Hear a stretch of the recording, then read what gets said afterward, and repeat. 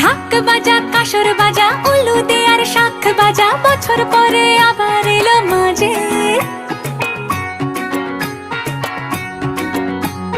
পুজো পুজো গন্ধ নিয়ে নতুন গানের ছন্দ নিয়ে